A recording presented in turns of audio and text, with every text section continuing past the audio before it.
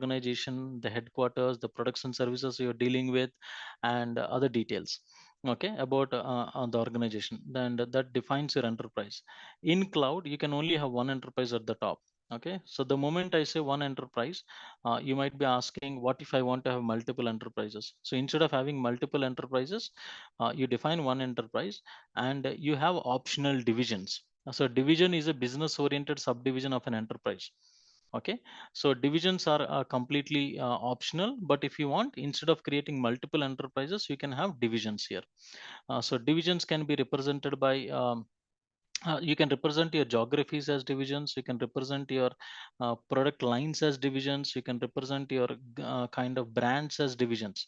For example, you're a software organization, you have establishments in North America, Latin America, Japan, Asia Pacific, Europe and Middle East, right? Then you have North America division, APAC, JAPAC division, and kind of EMEA division and all of that, right? So we have these are all divisions are representing your geographies.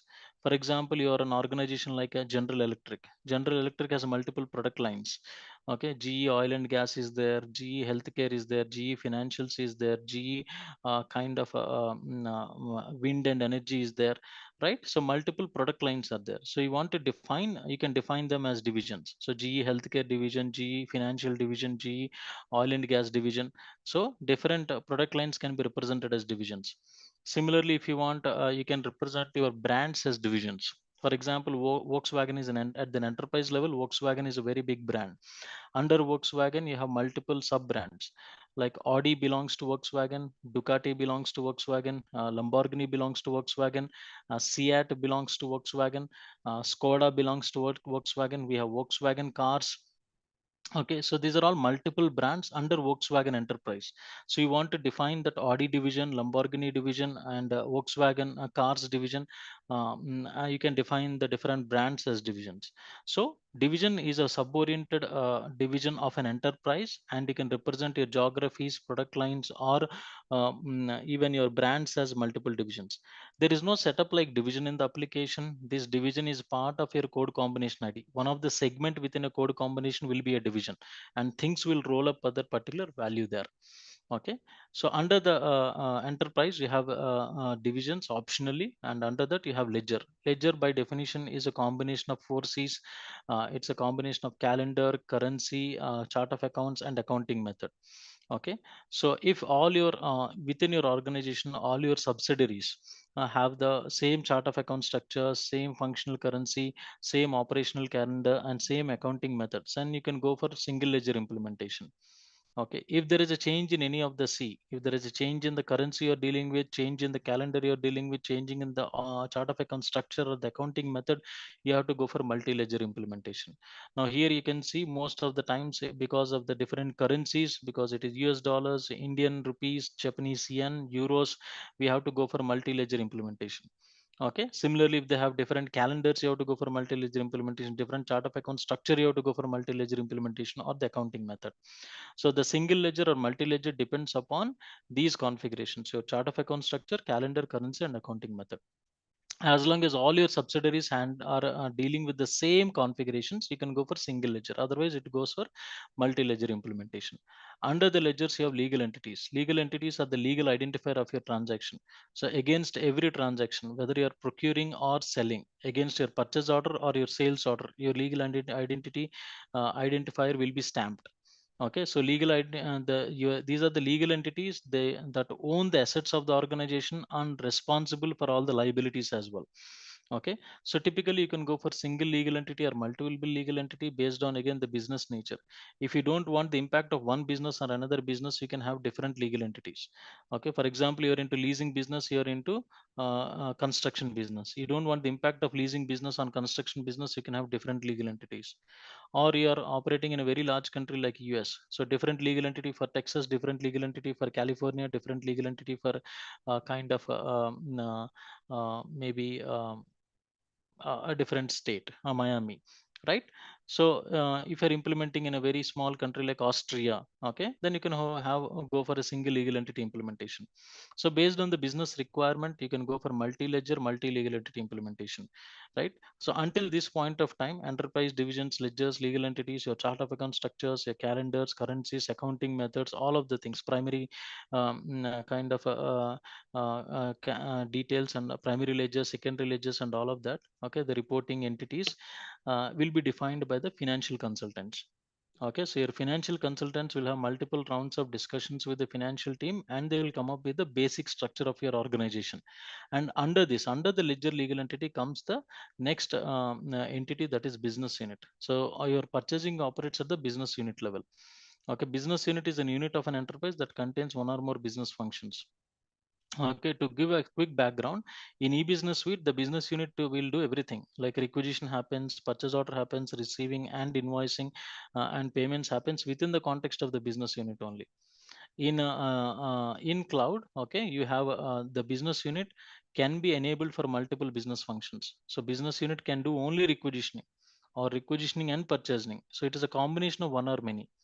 So you can configure the BU in such a way where you can handle only requisitions, and maybe purchase orders will be handled by another BU, and you establish a relationship between two different BUs. Okay, so a business unit can be configured for multiple business functions in cloud application. Now, business units are used across modules, not only in procurement. It is used in billing and revenue management, incentive compensation, project accounting, sales and service request management. A lot of modules, payables, and all the modules use business unit. So you create a business unit and enable it for multiple business functions. In context of procurement, okay, the business functions are requisitioning, purchasing, receiving, and invoicing. Okay, so you have to create a business unit and assign the business unit to different business functions here. I'll show you how to create a business unit in a moment, but typically you under your ledger legal entity combination, you'll have your business units defined. Okay, so this is the level of purchasing, operation of purchasing. Purchasing operates at BU level. And procurement has multiple business unit models. For example, a complete decentralized scenario, centralized sourcing, complete shared services, and separate procurement invoice service providers. A complete decentralized scenario where you have the different BUs. Each BU is handling their own operations separately. There is no overlapping. There is no handshaking of information. There is no sharing of responsibilities. There is no relationship between them. Like there is BU1, you create a requisition, you do the negotiations, you create a purchase order, you do the payment and invoicing and payments. Likewise the other BU. So every BU is handling their own operations in completely decentralized manner. Where you have centralized sourcing, in such scenarios requisitions may be created in respect to BUs, but the negotiations happen in a centralized BU. Okay, globally they have multiple negotiations with the global suppliers, they'll have better discount, and they will apply those discounts to create purchase orders in the respective BUs. So the negotiations, that is sourcing, happens in a centralized BU. Whereas complete shared services, just the BUs will create requisitions, rest of the purchase orders, negotiations, purchase orders, invoicing, and payments, everything happens in a different BU. Okay, or it can be a complete procurement invoicing service provider. You can create a BU in one requisition in one BU, create a negotiation in another BU, create a purchase order in a different BU, and all of that. So you can handle any complex scenarios in procurement business unit. Okay, so what happens if it is a decentralized scenario? It is pretty easy, straightforward vanilla implementation. Create the BUs, enable the BUs for different business functions, and establish a relationship between them. Okay, so if everybody is handling their own business operations decentralized, no need to establish a relationship. But let's say you have something like this BU handles only procurement, this BUs handle only requisitioning. So the requisitions are converted into purchase orders in this BU. Okay, so this BU is a consumer of this BU. This BU is a service provider for this particular BU. That is called service provider relationship. So this BU is providing services to the client BUs because they don't have the capability to create procurement. For a greater control or a centralized control, lot of yeah, international organizations have a centralized procurement BU. So anything happens like asset procurement or something, they want to have in a centralized BU. They don't want to give control to client BUs. Okay, so now if you look at an example like in my example, UK is a very centralized procurement BU. Okay, so I have multiple operations in France, India, Japan, and the US. So if a requisition comes from France, okay, it will be handled in UK. India requisitions, Japan requisitions will be handled in UK. In US also the requisitions can be handled in UK, but some requisitions they can take care of themselves. But high dollar value items or asset items they need to be handled in UK business only. So this is the centralized BU or centralized procurement. So this is a centralized BU which offers procurement functions to other client BUs. So there is a consumer service relationship between them. So this BU has a service provider relationship with this BU.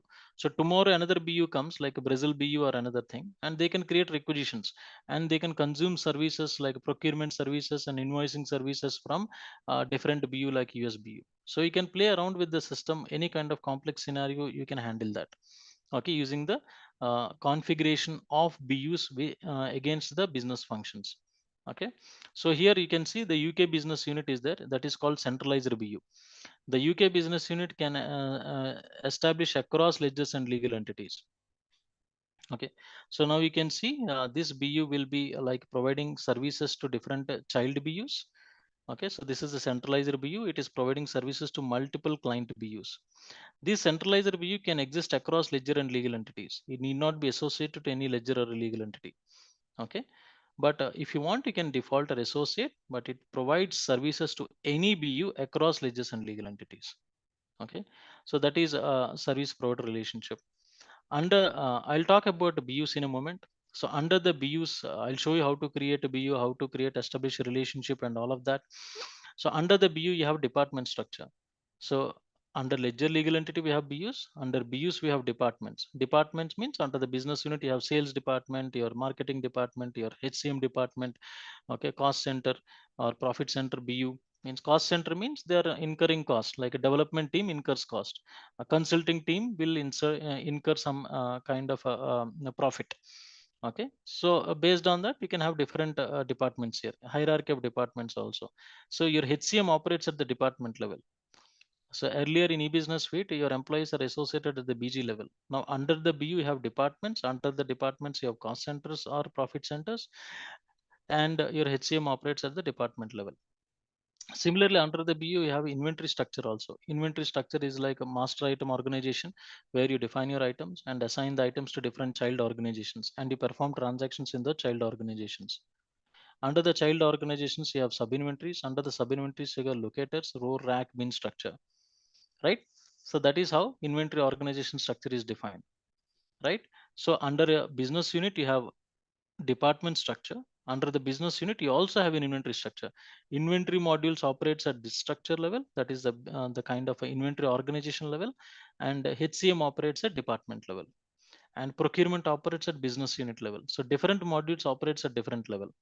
So any inventory module like inventory module, manufacturing module, typical planning applications, quality modules, and the product lifecycle management, they're all operate at these item master and the child organization levels. That is inventory organization level.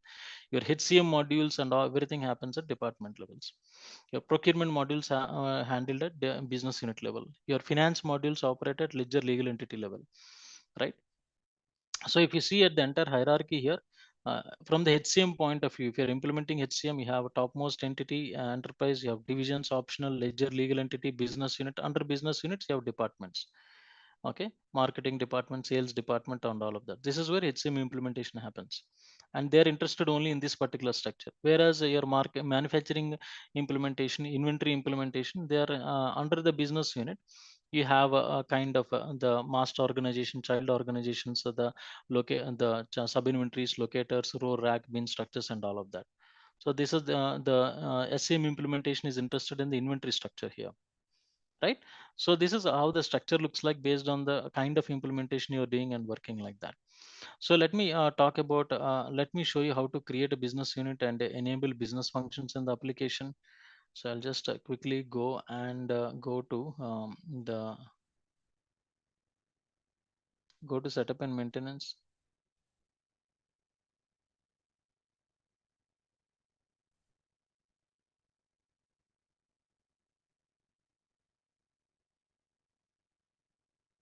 and go to purchasing foundation, or you can search for business unit. Click on manage business unit. This will directly take you to org structure, manage business unit. And this is where you create a business unit. Click on plus icon.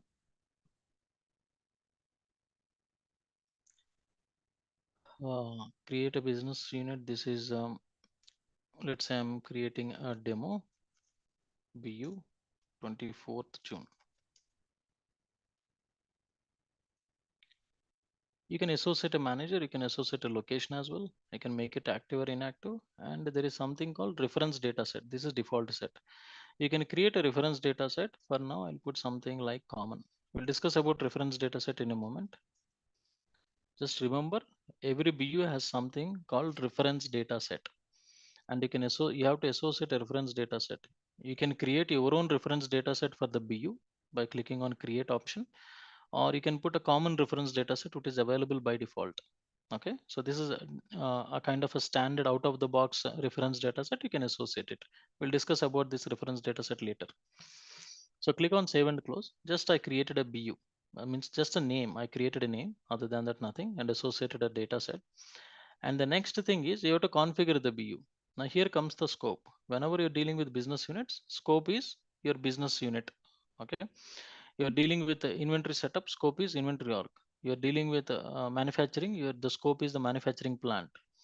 Okay. So you'll find these values here, scope. You can click on it and select your business unit here.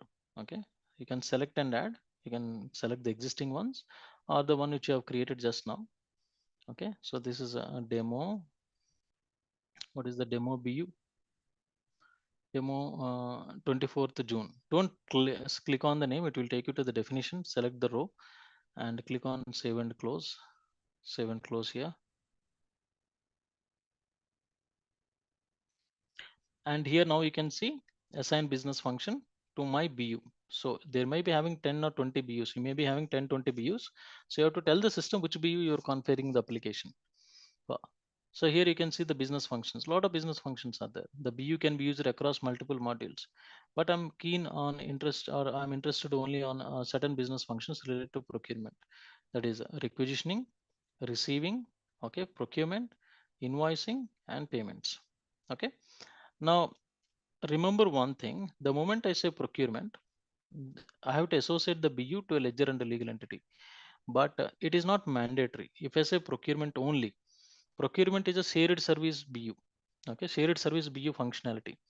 So if I enable only procurement like a UK BU with procurement functionality, I need not associate any ledger and legal entity. So that particular BU can exist across ledgers and legal entities. Okay, that particular BU can exist across ledgers and legal entities. Then you might be wondering how the information flows. The requisition is created here. The requisition contains the details of ledger legal entity. It will be passed on to the UK BU and where it will be processed further. So I need not associate the UK BU to every ledger or legal entity or anyone. So if you want, you can put a default option. That's fine. But other than that, if you put anything, like if you're creating requisitioning, okay, then it becomes mandatory. The primary BU and the default, the primary ledger and the default legal entity becomes mandatory. Okay, so that is a basic difference. Okay, so this is the requisitioning and procurement purchasing, and you perform invoicing. Sorry, you perform a receipt and do the invoicing and do the payment. So I'm enabling all the purchasing functions here. So yeah, it becomes mandatory. You can see the asterisk marks here. That means these fields are mandatory. I can no longer can leave these fields blank. So I'm associating to some US BU and US legal entity, primary ledger and legal entity, and save and close.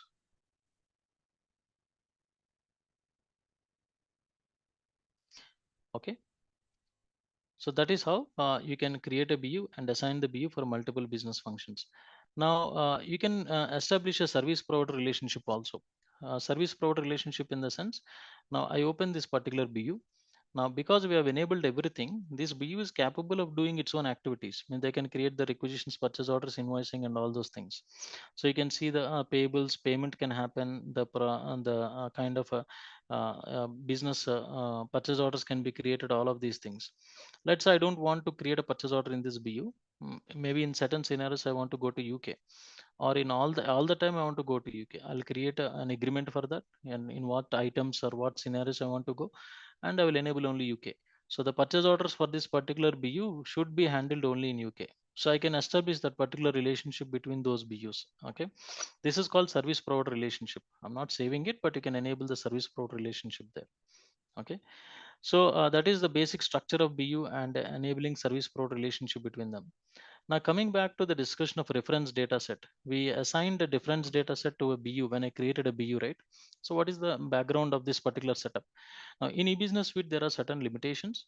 Like when we create certain setups, for example, when you're creating payment terms, transaction types, customer account sites or locations, and many more, you have to do the same setups. Even though you're doing the same setups, you have to do replicate it for every BU, means every operating unit. In eBusiness Suite, even though every operating uses the same set of payment terms, I have to create them exclusively under every operating unit. Okay, so imagine you have 50 payment terms and 50 operating units. You have to define all 50 payment terms under 50 operating units. Okay, that is very tedious and unnecessary setups. So what happened is, because of that, this is because in eBusiness Suite, that both the master data, that is the reference data, and transactional data, the operating unit ID is stamped. Okay, so you'll find the operating unit ID, but you don't need a reference data. For reference data, you don't need operating unit ID. So that particular relationship is broken in cloud. So the reference data, the master data like payment terms, transaction types, locations, grades, positions, and all of that are created in context of a reference data set. We are no more linking to an operating unit. Only when you create transactions, it is linked to the business unit. Okay, so the transactions are created in context of a BU, but the setups, the master data is created in context of a reference data set. So every BU has a reference data set, and you can link it to that particular reference data set, or you can use it that reference data set here, saying that yes, these 5 BUs will use this reference data. So I create the setup once, I create the payment terms once, and I'll specify which BUs will use it. So defining of the payment term is only once, and simply I can say what BUs are using it. That is called payment terms. For example, there is a small example called, there are 4 BUs. One is US1 BU, US2 BU, UK BU, and Canada BU. Different BUs are using different payment terms, like net 30, net 15, and all of that. Now every BU is using net 30. Okay. Now how to define that? So net 30 you lesson. So each BU has a reference data set. Okay. So we can select that particular set here. For example, US1 is using US set, UK is using UK set, Canada is using Canada set. So I'll create net 30 and link it to those reference data set. Indirectly, I'm linking the net 30 payment term to every BU. Okay. Similarly, net 15, I want to link it to only US. So I'll assign it to only US. I'll define net 20 payment term and assign it to only UK. So my payment terms are associated to only the respective BUs which are using them, not every BU. I need not define the payment terms under every BU. Okay. So that is the reference data set here. If something you want to be available to common to everybody, okay, instead of exclusively assigning, you'll say net 30 should be available for everybody. Then I will give it to common data set. Whenever I assign it to common data set, even though tomorrow if you create 10 new BUs, this payment term will be available for the newly 10 created BUs. That is the functionality of common. Okay, so the reference data set helps you to define the configurations. Okay, no need for replication of setups, and simplify your association of those setups to your different BUs.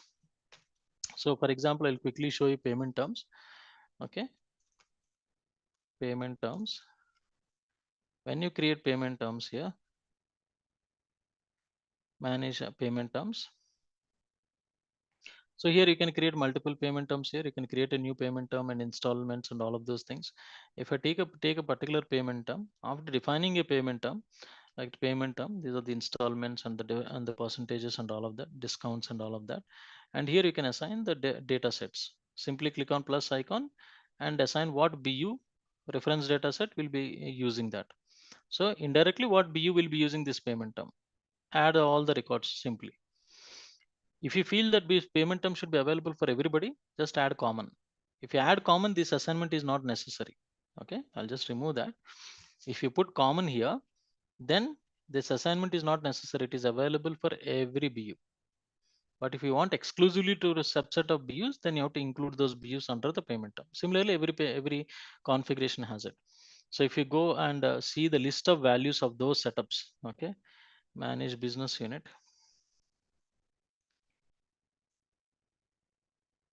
Okay, click on manage business unit here, and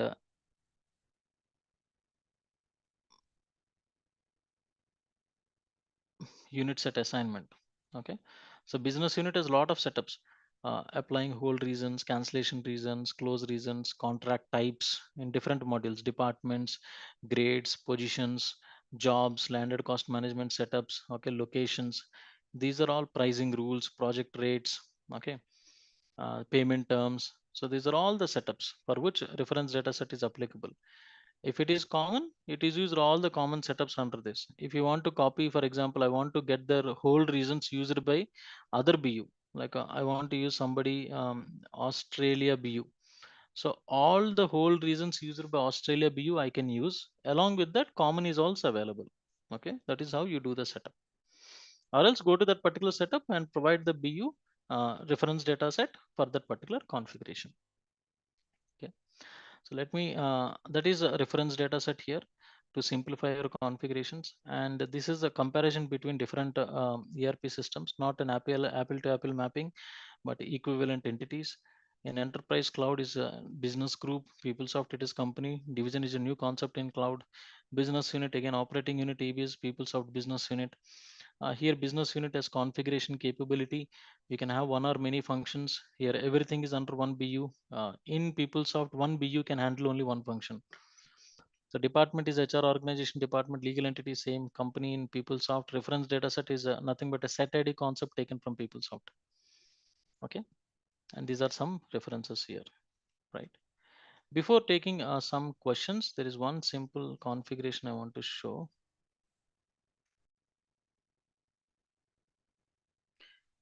Okay, so whenever you create a BU and enable a business function, for example, you enable a procurement business function. Okay,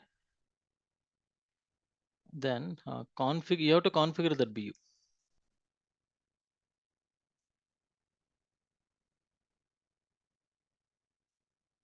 Configure. If you enable a BU for requisition, configure the requisition business function. Enable a BU for procurement, configure the procurement business function.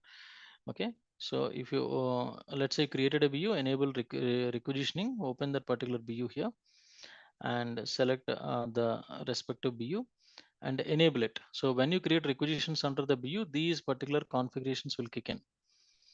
Okay, like what are the default values, like default organization or default line type. You are importing requisitions into this BU, while importing how to group them based on category or not, enabling approvals, approval overrides, some defaulting the DFF context sensitive values and other values. Okay, so this is for requisitioning. Similarly, if you are enabling a BU and configuring the enabling purchasing business function, okay, then you have to enable this particular setup here. Okay.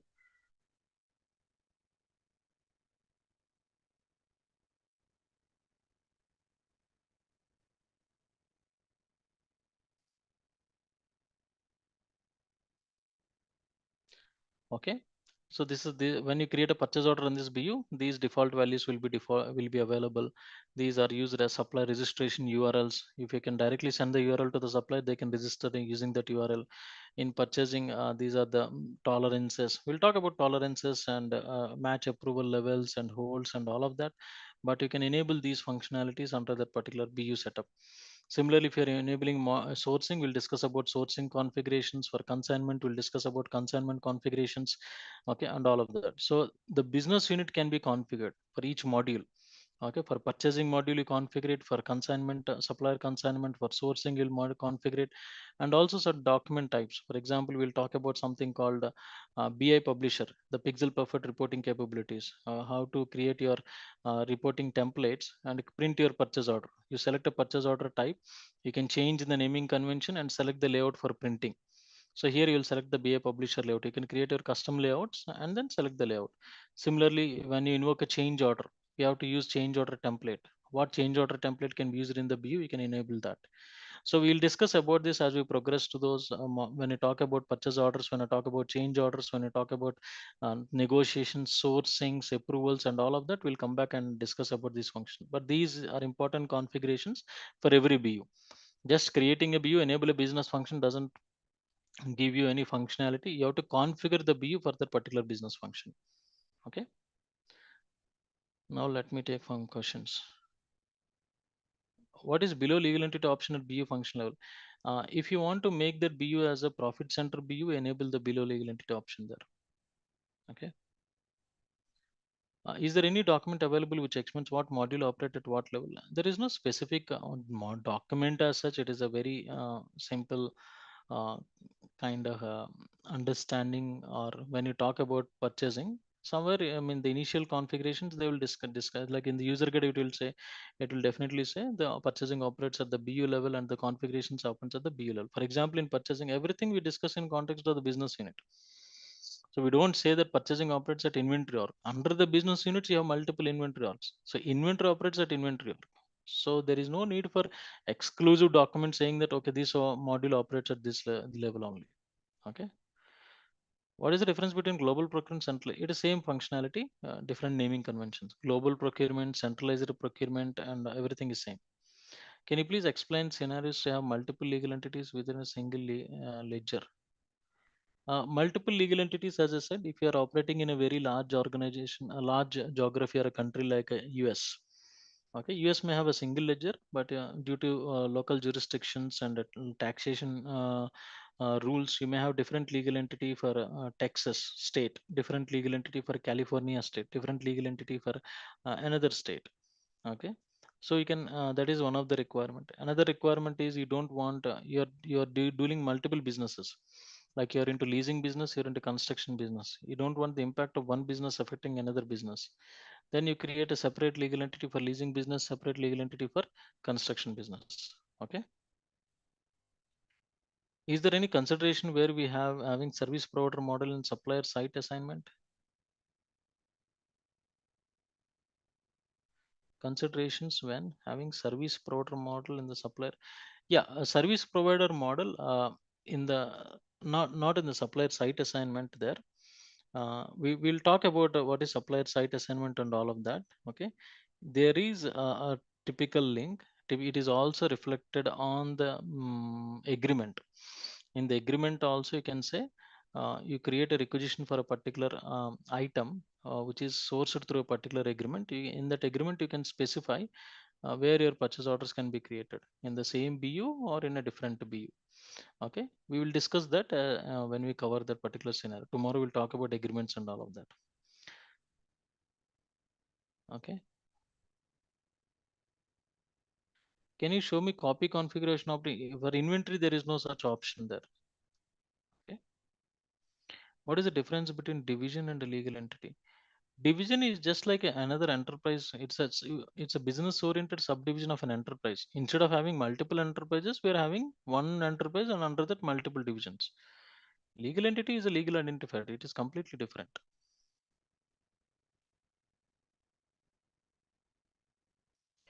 I want to use location A for BU1 only, location B for BU2 only. However, I want to use both locations for BU3. Yes, BU1 will have a reference data set. BU2 will have its own reference data set. So create location A, assign the BU1 reference data set, create location B, assign the BU2 reference data set, and create BU, a reference data set for BU, and location A and B, you assign B reference data set for BU3. Okay. Each BU will have a reference data set. You have to create them. Okay. And assign to the respective setup. Either it is exclusive or available for multiple BUs. If you want it to be available for every BU, put it under common. Client wants to use HCM only business unit to maintain location, job codes, etc. ERP has their own design of BUs based on business functions. Can you define ERP BU plus HCM only BUs in the same instance? Are there any drawbacks in the design? See, you are creating a BU and you enabling multiple business functions. So, but each module operates at their own level. We don't kind of it is not suggested. First of all, you are having your own BUs and the other means like modules having their own BUs. Create BUs and consolidate the BUs so that because it should align with your enterprise structure. Under your BU, you have your different departments. So you create a BU there and different BU for procurement, different BU just for a HCM. It is not a kind of feasible design. So create the BUs in such a way that it will cater to the procurement requirements as well as HCM requirements. Okay. Otherwise, it's like the different implementations, right? You're doing your own implementation for HCM, not at all overlapping with procurement, not at all overlapping with any SCM modules. So it's like you're doing two different implementations. So you should have a different, you'll end up creating hundreds of BUs and no handshaking of information between them at the module level.